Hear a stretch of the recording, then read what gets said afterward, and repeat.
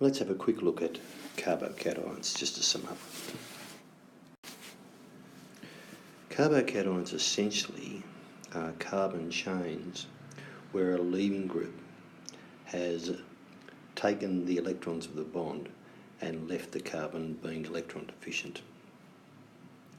Alright, now during this example here we've got, obviously we had a halogen there, it forms a polar bond, it was able to break that bond, take the two electrons involved in that bond with it to form a nice little ion, and the carbon that was formerly attached to the halogen now has a positive charge on it.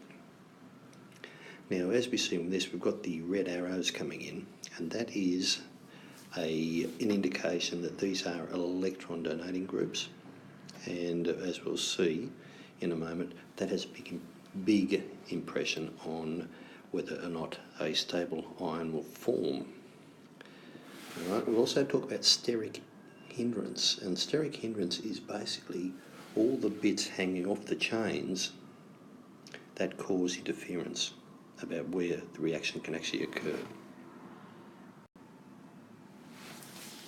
Here it tells us that the stability of the carbocation will actually increase as the length of the chain attached increases.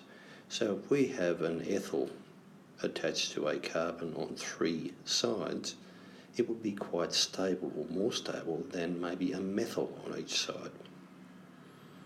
Alright, so the longer the chain, the more stability, or the greater the stability.